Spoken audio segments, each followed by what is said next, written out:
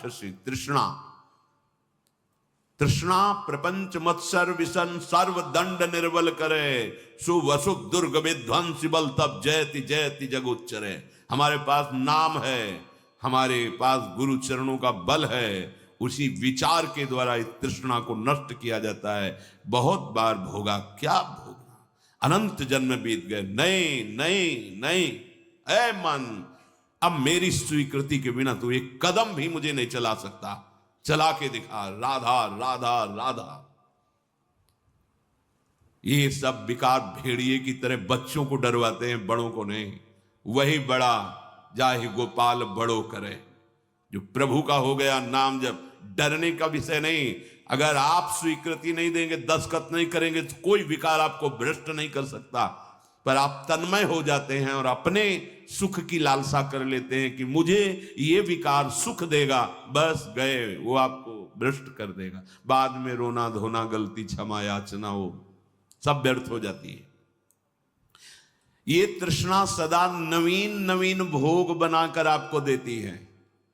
चिंतन में रहेगा ऐसे, हाँ ऐसे, उस शरीर को, उस भोग को, उस वस्तु को, उस पदार्थ को अब ऐसे भोगेंगे, ऐसे खाएंगे, ऐसे।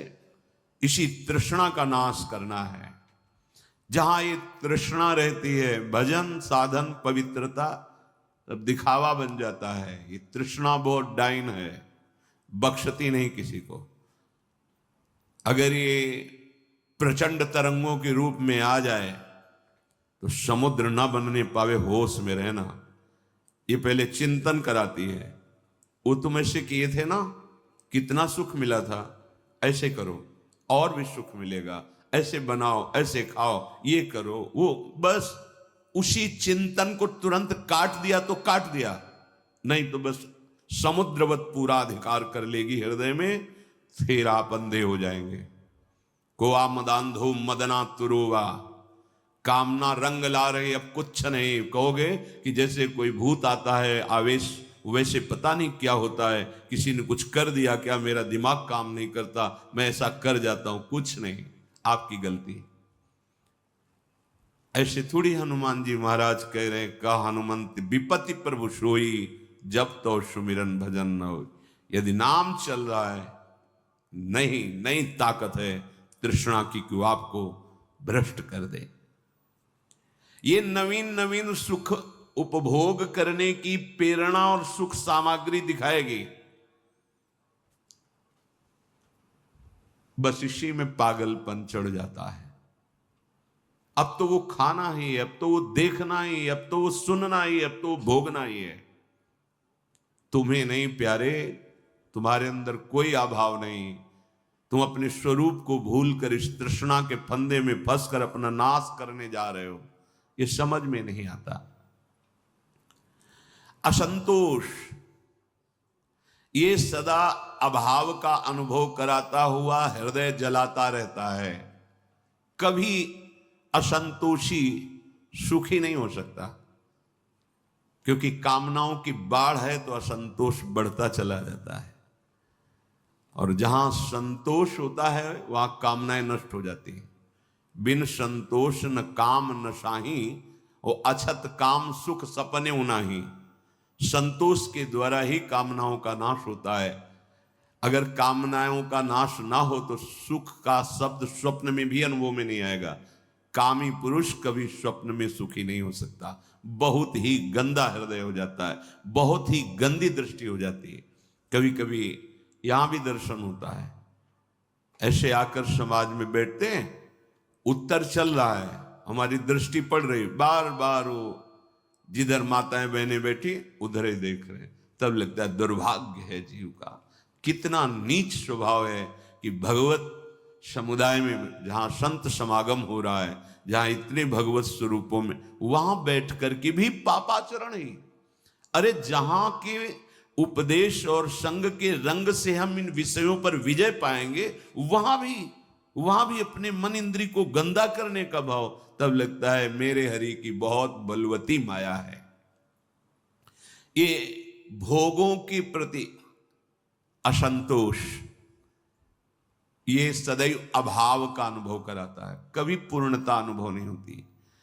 1 लाख मिल गए तो 1 करोड़, 1 करोड़ मिल जाए, इतना इतना तो फिर इतना, ऐसे हर भोग, इसको भोग लिया, उसको भोग लें, इस अवस्था को, उस अवस्था को, इस पदार्थ को, उस पदार्थ, धिक्कार है जीवन। बस इसी में पापाचरण की भारी पोटली तैयार कर लेता है यहां से ले जाने के लिए। असंतोष कभी सुख का अनुभव नहीं करने देता, कभी शांति, कभी विश्राम नहीं।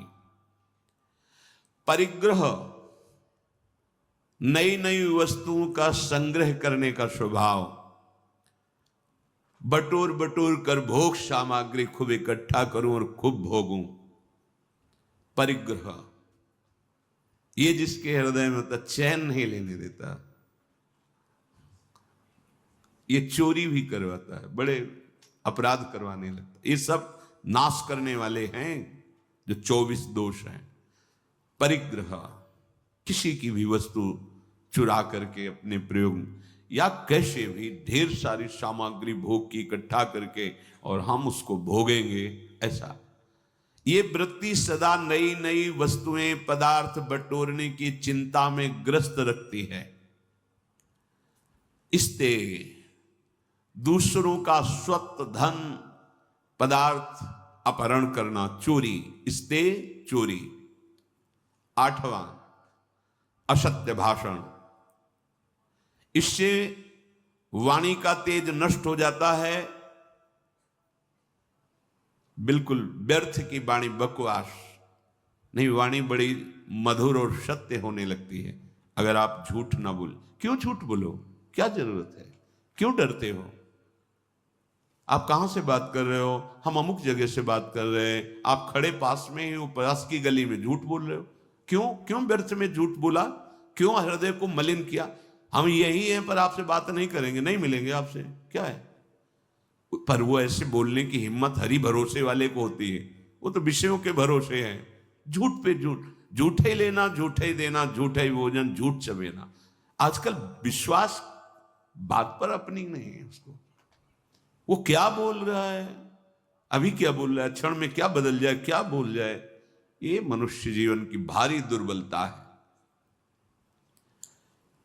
अगर आप नाम चलाना चाहते हैं जिह्वा में, तो झूठ बोलने पर ध्यान दीजिए कि हम झूठ नहीं बोलेंगे। हम सत्यवादी तो नहीं हैं, पर हम झूठ भी नहीं बोलेंगे। सत्यवादी का भाव आने पर अहंकार आ सकता है, मैं सत्यवादी हूं पर मुझे झूठ नहीं बोलना। नहीं असत्य संपातक पुंजा, गोस्वामी तुलसीदास जी। झूठ बोलने के समान पाप नहीं है। क्यों? क्योंकि इसे हम पाप समझते नहीं, वो बढ़ता चला जाता है, वाणी अशुद्ध हो जाती है, निकृष्ट वाणी हो जाती है। अगर असत्य भाषण न बोले तो वाणी में तेज आ जाएगा, जो बोला जाएगा वो वैसे ही हो जाएगा। वाणी बहुत बड़ी सामर्थ्य है। पहले ब्रह्म ऋषियों से बड़े बड़े चक्रवर्ती सम्राट भी डरते थे। क्यों? क्योंकि उनके पास वाणी का वज्र होता था। प्रहार कर दिया तो अमोघ, बचने की ताकत नहीं है। जो मौन रहता है, उचित केवल भगवत वार्ता करता, वाणी को संयम में रखता, उसकी त्रिकाल सत्य वाणी हो जाएगी। देर थोड़ी लगती है। गौतम जी ने कहा कि तू पत्थर की तरह पड़ी रही, तुझे पता नहीं चला कि तेरा पति कौन है? वेश बदलने मात्र से तू राजी हो गई। तुझे मेरा स्पर्श पता नहीं, मेरे सानिध्य का तुझे पता नहीं। जा पाषाण हो जा। 1 सेकंड में अहिल्या जी पाषाण हो। नारद जी ने नल को बना, जा वृक्ष योनि को प्राप्त हो, तत्काल शरीर गिरा। और जाकर पर कृपा है कि नंदालय में कृपा है कि भगवान श्री राम के पावन चरणों का स्पर्श, यह है कि मुनिन का क्रोधो मुक्ति दातार। वाणी में सामर्थ्य। असमर्थ हो रहे हो, झूठ क्यों बोलते हो? बस आप विचार, क्यों झूठ बोलते हो? क्या मिल जाता है तुम्हारे सोचते हो कि झूठ बोलकर हम बात बना लेंगे, ठीक है यहां बना लो। वो अपराध आपका आगे बिगाड़ देगा जाके ऐसी जगह जहां तुम्हारे बनाने की सामर्थ्य नहीं रह जाएगी। सत्य बोलो, मृदु बोलो, हितकर बोलो।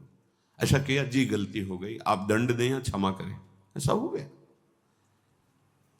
आपका सुधार हो जाएगा, आप पवित्र। बहुत चालबाजी, चतुरता, कपट करके, झूठ से हम बात सजा लेते हैं, लेकिन उसका अपराध आगे जाके ऐसा उजाड़ेगा कि आप सजाने लायक नहीं रह जाएंगे। चाहे जितनी कसम खाएं, आपकी बात ही नहीं मानी जाएगी, दंड आपको मिलेगा। बहुत सावधानी की।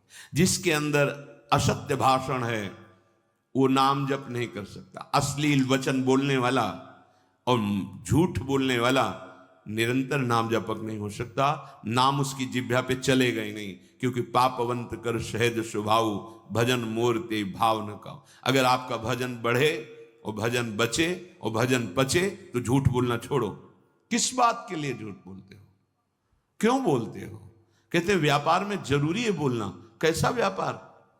अरे हम इतने की वस्तु लाए, इतने को बेचते हैं, तुम्हें लेना हो लो, नहीं तो ठीक है। हरि भरण पोषण करने वाले वो आएंगे तुम्हारे ग्राहक बनकर, क्योंकि तुम सत्य पे चल रहे हो तो सत्य तुम्हारा व्यापार बढ़ाएगा। अभी तुम असत्य से चल रहे हो तो तुम्हें लगता है कि हमने 500 रुपया मुनाफा कर लिया, पीछे आएगा 5 लाख का हिसाब। ऐसे रोग बढ़ेंगे, ऐसी समस्याएं आएंगी बेमतलब, ऐसे कि 5 लाख से ले जाए। जोड़ते रहो, झूठ बोल बोलकर पाप इकट्ठा करते रहो और दुख भोगते रहो। लास्ट समझो इस माया बंधन का। तो असत्य झूठ बोलना, उपासक तो सावधान ही रहे। क्यों झूठ बोलते हो? क्या कमा लोगे? क्या कमाने आए हो? नाम तो, झूठ बोलने वाली वाणी में नाम नहीं चलता। तुम झूठ बोलना देखना, तुम्हारा नाम चल रहा है क्या निरंतर? और अगर नाम चलने लगा तो डर लगेगा झूठ बोलने में, पाप करने में भयभीत हो जाओगे, कहीं ये नाम छूट गया तो अब वो आगे बढ़ जाएगा।